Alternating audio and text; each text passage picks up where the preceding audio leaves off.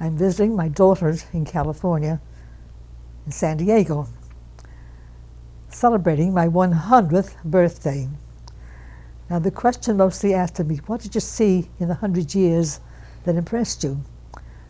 And I said the most important thing that impressed me as a woman is the right for women to vote in the United States. That was a new thing for me. And my first vote was in 1928. I was 21 years old at that time. And my father took me into the voting booth, which is in the barber shop, the back of the barber shop, that's sectioned off an area with a curtain. And of course, my father was very much interested in the labor movement. He escaped from Russia for freedom. And so we voted for the Socialist Party. At that time was Norman Thomas, a wonderful human being, but unfortunately, he lost out to Herbert Hoover. And Hoover was, need I repeat, the disastrous period in our lives. I met my husband in a very unusual way. This is my first year of teaching, about a couple of years, 1935, the time that Roosevelt had opened the door to the Soviet Union. So all the progressive people, teachers meaning, want to see what's going on in Russia.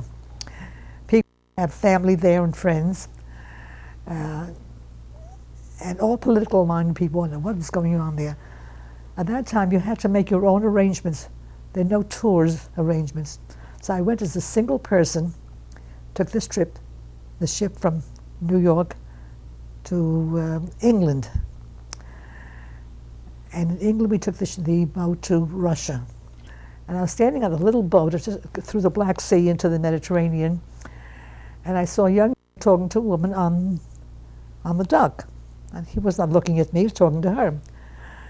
I knew he was an American. He wore white pants, a light blue sweater, and he had golden blonde hair, and he looked like, well-built, he looked like an American. And he turned around, he saw me standing on the deck, and he just waved to her. Didn't kiss her or hug her goodbye.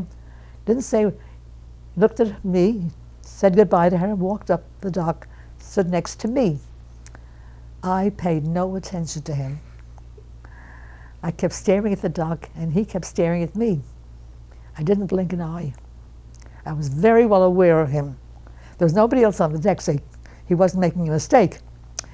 And he stepped away from me a few steps, looked me up and down, and then he said, "Oh, with you I'm going to have trouble." He didn't ask me my name, was I Russian, Greek, or whatever, because the coloring was the same for in that community.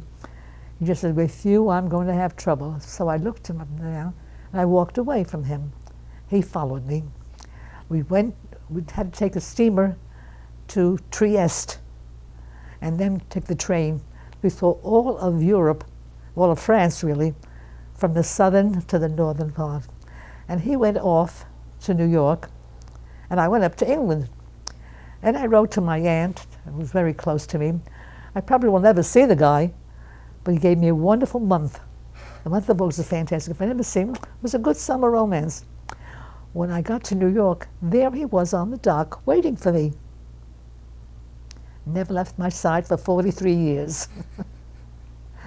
His parents were not very pleased because he came from a well-to-do family, and I was a very average person, taking care of a widowed mother, the only one making a living in those days. I mean, this is the late 30s, 1935. I was the only one making a living for the family. So my brother had a business, had to help support them. My sister was married to a guy who had once had a good business, and came the Depression, he lost it. And she had 2 children. Anyway, as I said, we lived happily ever after. He left me with 3 children. One is gone now. Unfortunately, my son died at a very young age. My 2 daughters. If I'd asked God to send me children, he did. The most wonderful human beings. She's listening in. She's not getting anything from the the money that I don't have. But they're 2 wonderful human beings. Well, it was a very, very warm, loving family.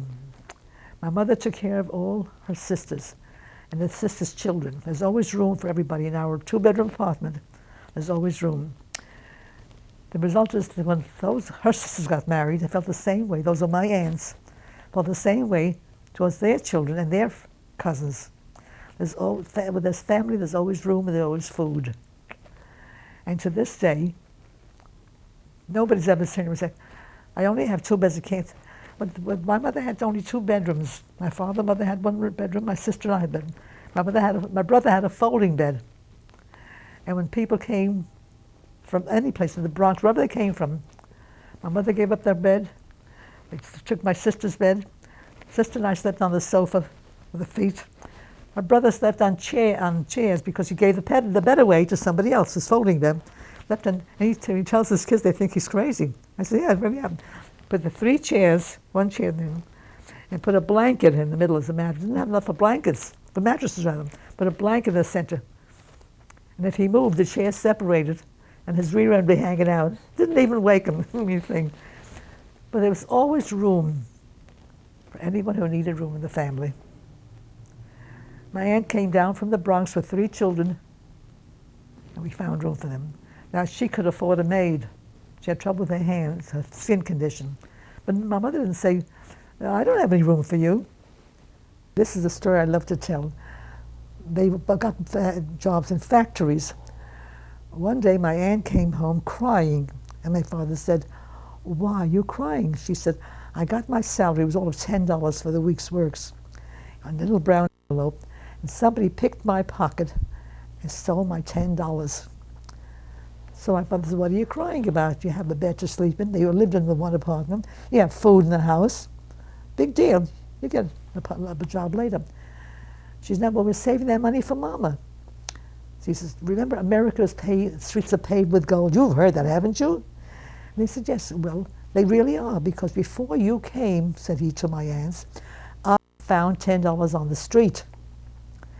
And I didn't tell anybody. I was saving it for a special day. Well, today is the special day. So the $10 you lost, and the $10 I found, it evens up things. No one lost anything at all. So she said, you never said a word about the $10. He said, no, I never told you. It's a secret. Now you know. Don't worry about it. And through all my lifetime, we heard about the $10. If I'd come home crying I lost a nickel or a dime, take it out of my $10. My mother come home saying, if I'd known about the sale, I could have saved $2. He says, take the $2 out of my 10. So one day I said, Papa, what's the big deal with the $10? You never. He says, no, I never. True. But the point is, it's nothing to cry about. You have problems. We all have problems. We deal with them, and that's all. But you don't lose the joy of living. I never forgot that. I was then in high school. Papa, you're speaking like the French do. La joie de vivre. He says, no, so now I'm a Frenchman. But never lose the joy of living. And that's the way I felt through life. That's what I tried my children to feel. We all have problems. Nobody's immune to problems. Deal with the problem and go on living. Enjoy life. When my mother, we walked into this apartment, they had furnished it out completely. My mother sat down, she began to cry. Why are you crying? She said, no kerosene lamps. They had gas lights by that time. And there was a meter on the wall in the kitchen. We had no gas man came in. It was 25 cents for a meter. When the light began to flicker, you put another quarter in the can. And once a month, a man came in, picked out that little can and attached another can to the wall. 25 cents for the use of gas. And under each window was a radiator for steam heat. Imagine not having a coal stove. Imagine having the bedroom heated up. It was a fantastic experience. My mother sat there and cried from joy.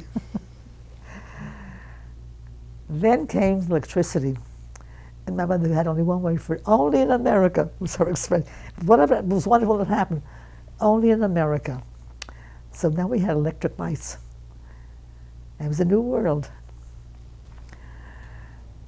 Came the war, and the farmers joined the First World War. The farmers left their jobs and they volunteered. It's the kind of war you want to save democracy. So now the farm was left without any help. So they sent word, well, any girl wants to come, be a farmerette, we'll take care of it. So The girls of my daughter's, she was my daughter, my sister's bank, joined up as farmerettes. They asked her to join them. My family delights. America, of course you go. So she lived with the farmerettes throughout the entire war. So we helped win the war. By the time she came back, she found somebody, got married. But America was a wonderful country for us. We loved it. And the people who ran the country, as far as we're concerned, were honest, decent Americans who were concerned about America. I lost my mother, I lost my father, but I lost my son, I lost my life. I grieve for my parents, of course, but even now, as I mention his name, there was just no reason for it. He was an athlete, he was a skier. He taught skiing in Alaska, he taught skiing, he had a house in Idaho. Just no reason for it. He just sat down, collapsed.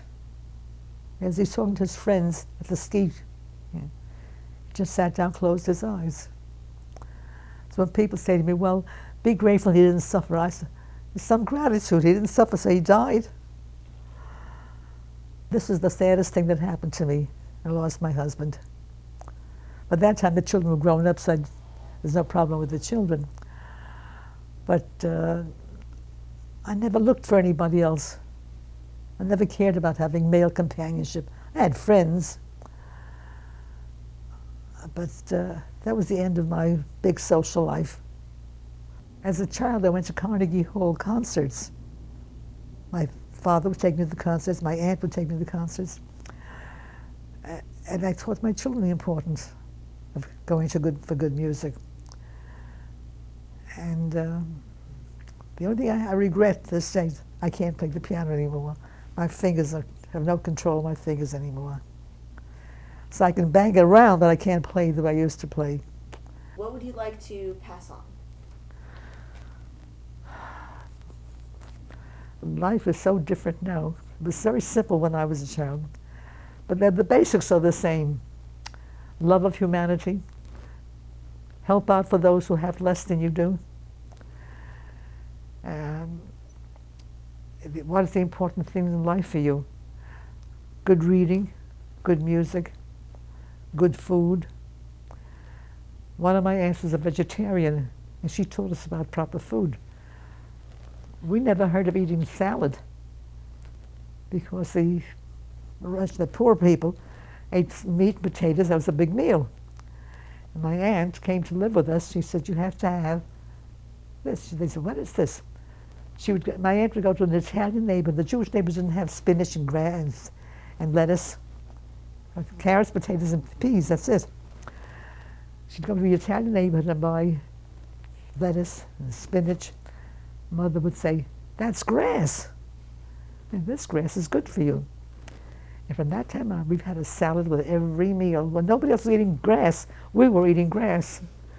And that's one of the reasons I think my good health and the health of my children, they know you have to have salads. And we avoid fried foods. I never had a Frankfurter in my life, in this day and age, because my mother would say, how do you know what they put in there? You can't try. They put all the leftovers in there. Never had a Frankfurter. I never missed it as a result.